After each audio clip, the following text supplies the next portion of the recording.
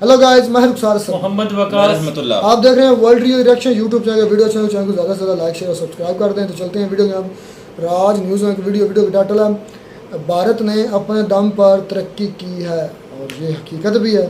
मैं भी ये जुमला बोलता हूँ कि भाई अगर उन्होंने मेहनत की है तो वो आज तरक्की कर रहे हैं। आप भी मेहनत करें और कामयाब हो जाएं। चलते हैं, देखते हैं वीडियो पर, फिर देते हैं रिएक्शन। हिंदुस्तान ने कैसे किया था 1991 में? हिंदुस्तान में डिफॉल्ट आ रहा हाँ, था, वो मनमोहन सिंह वाला। उन्होंने तस्लीम किया हमारी गलती है, और उन्होंने एक्सेप्ट किया कि हम गलत रास्ते चल रहे हैं, गलत डगर पर हैं, और हमें अपना रुख तब्दील करना पड़ेगा। Course correction. जब तक वो आप तस्लीम न करें, हम ये ना कहें कि बैन अल-अक़वामी साजिश हो रही है, हम ये ना कहें कि पिछली हुकूमत ने ये किया। आप तस्लीम करें कि अब क्या करना है। हम माजी पर चले जाते हैं या कहते हैं जियो पॉलिटिक्स है कि जी वो अमेरिका की साजिश। कोई साजिश नहीं आपके खिलाफ कर रहा। आपके खिलाफ कोई साजिश नहीं हो रही है इस वक्त। आपकी नालायकी, नाकामी है। यू आर योर ओन साजिशी। सबसे बड़ी साजिशी आप खुद हैं। आपकी नालायकी, आपकी गलत पॉलिसीज, आपकी सोच, आपका माइंडसेट। पूरी दुनिया में सिर्फ 4 जगह ऐसी हैं जिनके पास जेट इंजन बनाने की सलाहियत है, और मेरा ख्याल उनमें अब भारत भी शामिल होने वाला है। दूसरी एक बात, मैं जो है एक नया एंगल आपको यहाँ बताना चाहता हूँ।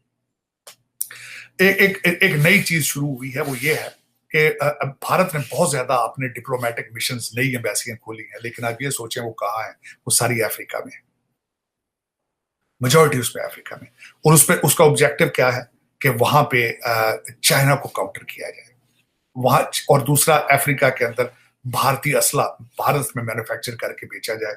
अब अमेरिकन टेक्नोलॉजी के साथ असला बनेगा भारत में, बिकेगा जाके अफ्रीका में। इस वक्त रशिया सबसे ज्यादा आगे था अफ्रीकन कंट्रीज में असला बेचने के लिए, लेकिन यूक्रेन की वार की वजह से वहां पे एक वैक्यूम क्रिएट हुआ है अमेरिका। और दूसरा, उस वैक्यूम में हम सरप्राइज, मैंने शायद पहले भी आपको कहा था कि भारतीय मिलिट्री अटैचेस अपनी अपनी एम्बेसियों में उनको बुला के ट्रेन किया गया है कि how to sell the armaments there. तो ये एक ऐसा प्रोसेस शुरू हो चुका है। मैं समझता हूं कि अगर इसी स्पीड पे चलता रहा तो देयर इज नो डाउट कि इंडिया विल बी द, मैं पहले एक लफ्ज इस्तेमाल करता था रीजनल सुपर पावर, लेकिन मेरे ख्याल में मैं I wanted to take it to the next level. जिस तरीके से भारत ने बर्तानिया की इकॉनमी को सुपरसीड किया था, मैं समझता हूँ there is no doubt in the future कि अमेरिका, इंडिया जो है will be getting a permanent seat at the security council and rise as a super power. अब मैं आप खासकर आप एक जो हमें आदतन हम मजबूर हैं, हालांकि उसका जरूरत नहीं है, वो बहुत आगे जा चुके हैं, हम बहुत नीचे जा चुके हैं और हम मजीद नीचे जाते जा रहे हैं। एक खबर है मेरे उसमें, मैंने अभी तक उसकी तस्दीक नहीं की है। आपने खासकर उसका जवाब देना चाहता हूं, जब आपने ये कहा था कि हमारी पोजीशन क्या है। हमारी पोजीशन है, एक यूरो एशियन, एक उसका नाम है अखबार का, उसने परसों चौथ एक खबर जो थी, उसको पता नहीं अगर वो मुसद्दका है, अगर वो कंफर्म्ड है नहीं, उन्होंने कहा है कि पाकिस्तान आर्मी ने इस साल के एंड तक अपनी मिलिट्री एक्सरसाइजेस बंद कर दी हैं क्योंकि तेल की शॉर्टेज है, पेट्रोल की शॉर्टेज की वजह से। तो आप अब अगर इसका कंपैरिजन करना है तो ये कंपैरिजन देख लें आप कि आपके पास पेट्रोल मौजूद नहीं है, आपका एक टैंक सुना है वो 1 लीटर में 2 किलोमीटर करता है, और आपके पास पैसे मौजूद नहीं है। आज की आपकी सबसे बड़ी खबर क्या थी आपके अखबारात के अंदर? कि आपकी आर्मी एग्रीकल्चर में जा रही है। ये आपके इस वक्त सारे मीडिया हाउसेस की आज की कवरेज है। 3 डिस्ट्रिक्ट्स के अंदर आपकी पंजाब गवर्नमेंट ने 40,000 एकड़ से ज्यादा जो है वो जमीन जो है वो आर्मी को दी है, जिसको आपकी लाहौर पंजाब हाई कोर्ट ने उसको होल्ड किया है कि this doesn't come into the jurisdiction of interim government. और दूसरा, this is not the part of Pakistan army's expertise to get into agriculture, लेकिन उसको इग्नोर कर दिया जाएगा। अब कंपैरिजन देखें कि हमारी पाक आर्मी की डायरेक्शंस क्या हैं, उनका चैलेंज है। मैं समझता हूं, मैं इसको नेगेटिवली नहीं कह रहा हूं, लेकिन पाक आर्मी, मैं इसके हक में हूं कि पाकिस्तान एक एग्रीकल्चर कंट्री है। अगर सिविलियन गवर्नमेंट ये चीजें नहीं कर रही हैं तो इस पे कोई सॉलिड कदम लेना चाहिए, लेकिन उसके बारे में मैं अपने रिजर्वेशन भी पेश करना चाहता हूं। जब मैंने ये खबर पढ़ी है तो थोड़ा जब उस पर रिसर्च किया है कि पाकिस्तान आर्मी के माजी के प्रोजेक्ट्स जो किए गए हैं सिविलियन लाइफ में, उनकी कामयाबी की रेशो क्या है। इसमें सबसे बड़ी मैं एक छोटी सी मिसाल देना चाहूंगा कि पाकिस्तान के अंदर अयूब खान दौर को कहते हैं जी, बड़ा सुनहरी दौर था। उस दौर के अंदर एक एग्रीकल्चर के लिए, उसकी इरिगेशन के लिए डैम बनाने की एक बहुत बड़ी बड़ी मिसालें दी जाती थी हमेशा। लेकिन ये यहाँ भूल जाते थे वो जो एग्रीकल्चर जमीन उन्होंने की थी वो किन को दी थी, अलाट किन को की थी, अपने अजीजों को की थी।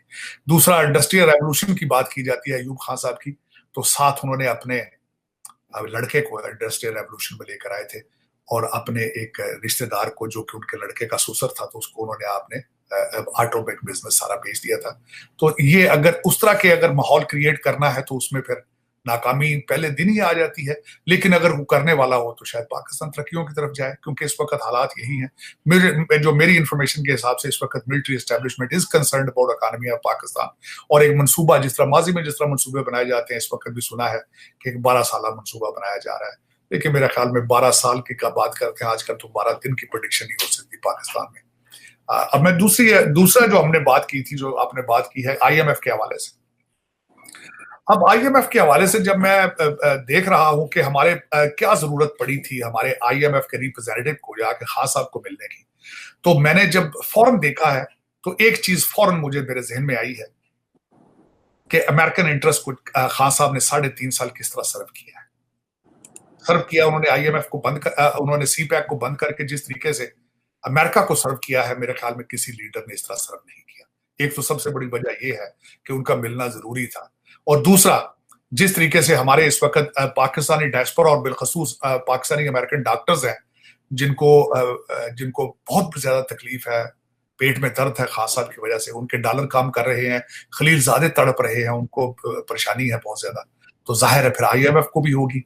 और उसमें मेरे ख्याल में यही 2 रीजंस मेरे जहन में आई हैं कि अमेरिकन इंटरेस्ट को रिप्रेजेंट पाकिस्तान में इस वक्त कौन करता है, तो इमरान खान करता है। और अमेरिकन इंटरेस्ट क्या है?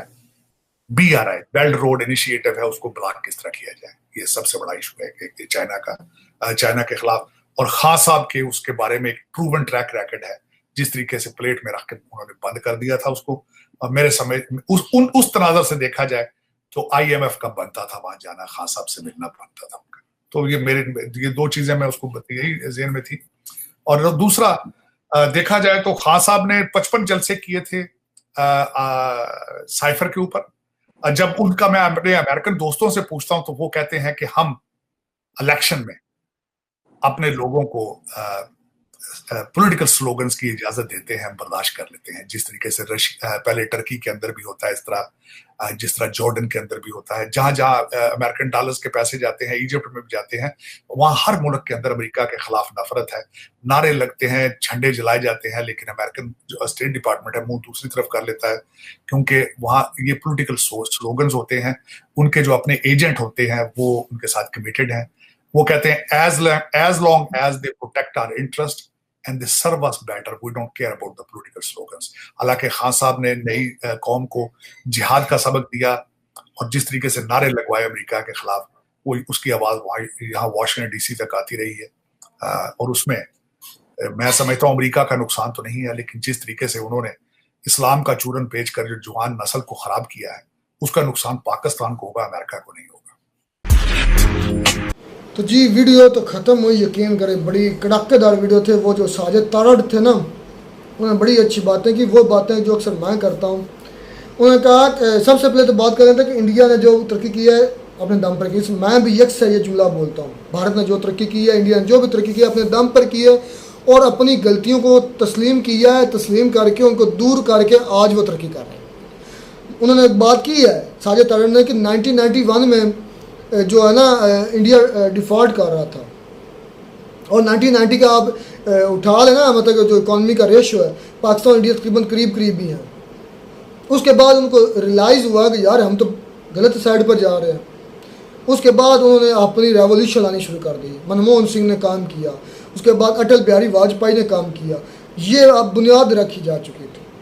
उसके बाद फिर आस्ता आस्ता आस्ता ये वो क्या कहते हैं कि ये जो तरक्कियाँ हैं ना, तरक्की है इतनी जल्दी नहीं मिलती, इसके लिए खून पसीना वक्त सारा कुछ बहाना पड़ता है, देना पड़ता है, आपको मेहनत करनी पड़ती है। मेहनत करेंगे तो कामयाब हो गए। ये आपके कुरान का भी फैसला, आप कुरान मानने वाले हैं, इस मुल्क में इस्लामिक लॉज के मानने वाले हैं, आपके कुरान का फैसला, आपके रब का फैसला, जो मेहनत करेगा वो कामयाब होगा। अलकासिबु हबीबुल्लाह, हाथ से मतलब कि जो मेहनत से कमाता है, हलाल कमाता है, मैं उसका दोस्त हूँ। ये रब का वाज़ेह फरमान है। हम क्यों नहीं करते मेहनत? और अगर इंडिया आज मेहनत करके आगे जा चुका है तो हम ये कहते हैं कि यार उसने कौन सा बड़ा काम।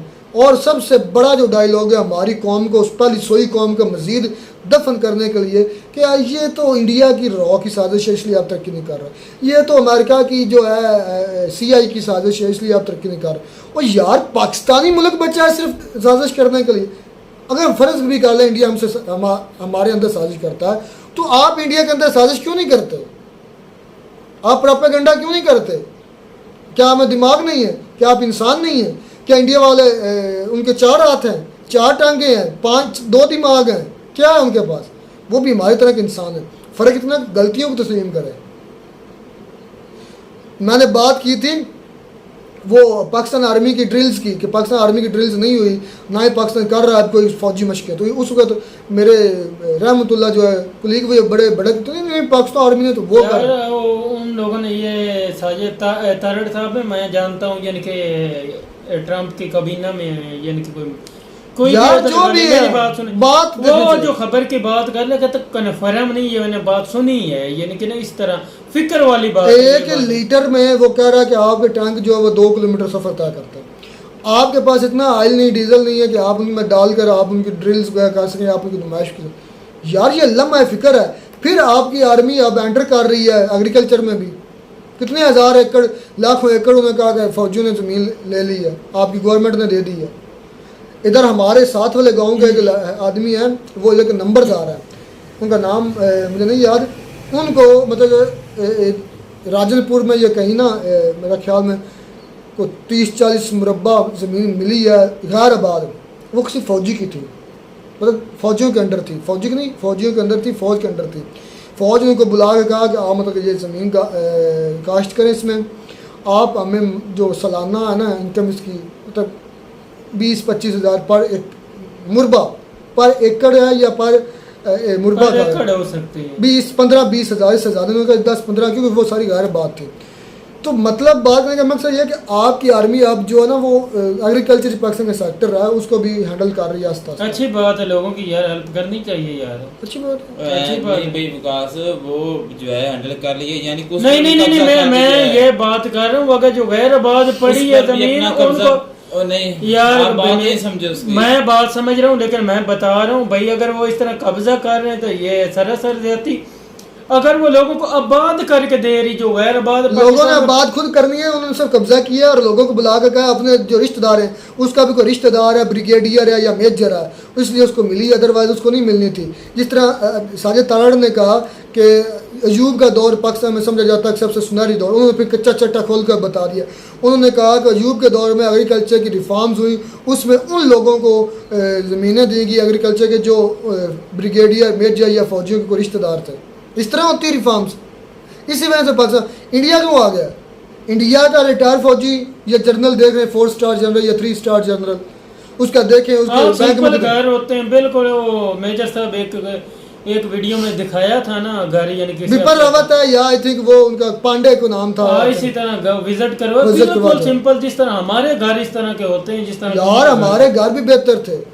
हकीकत बात है, जब देखा था ना वो मैंने घर, हमारे घर बेहतर थे वाकई। इसी तरह एक मुल्क का आर्मी चीफ रिटायर्ड आर्मी 4 ममालिक वो बनने जा रहे हैं, वो जो जहाज का क्या बोला था इंजन वगैरह, यानी कि हाँ जी वो खुद तैयार फाइटर जेट का यानी कि खुद तैयार करेंगे। हाँ जी, चौथा इंडिया यार ये बड़ी बात है, ये छोटी बात नहीं, ये बड़ी बात है यार। कहाँ चौथे 3 नंबर पर इंडिया। मैं आपको बताऊँ अब चौथा मुल्क बने जाए जो चंद्रयान 3 मिशन भेजने जा रहा है, वो चौथा मुल्क है। पहले 3 मुल्कों ने किया हुआ है, रशिया, अमेरिका और चाइना, अब चौथा इंडिया। इसके बाद फाइटर जेट के इंजन आ जाएं, पहले 3 मुल्कों ने बनाया, अब चौथा भारत है। कहीं कहाँ आपको चौथे नंबर 3 नंबर बनाया तो नहीं है इंजन, बनाने जा रहे हैं ना, बनाने जा रहे हैं ना। वो कह रहा है भी वो सोच विचार पाई जा नहीं सोचे बचाने, उनकी बकायदा यूनिट लग चुका है, काम कर रहे होंगे, काम कर रहे हैं ना। मतलब जिस सेक्टर को भी उठा लें इंडिया तीसरे चौथे नंबर पर आपको मिल रहा है। तो ऐसे ही चला मतलब यानी कि मेहनती कौम है ना, मेहनत कर रहे हैं ऑब्वियसली भाई, इसमें शक ही नहीं है। उन्होंने साजिश से नहीं किया, उन्होंने तरक्की से किया है। पाकिस्तान ये सब इस यार कोई साजिश गर्दान में मेरी बात सुने, यार यही वाकई ये मसला है, हकीकत है। हम लोगों को शहबाज शरीफ की हुकूमत है, ये इमरान खान थी, ये प्लानिंग थी, उसने ये नाकामियाँ की, ये नाकामियाँ, या गिनाते गिनाते इनकी ख़त्म हो जाएगी, उनकी आएगी, तो ये बातें ऐसी बात है। तो इंडिया ने भाई वाकई में अपने दम अपने मेहनत पर किया है, मेहनत करेगा तो कामयाब होगा। अगर सिर्फ यही सोचते रह जाओ कि हम फलाने साजिश की, तो फिर आप साजिश ही हो जाएंगे। मिलते हैं नई वीडियो में नए टॉपिक के साथ, तब तक दीजिए इजाज़त।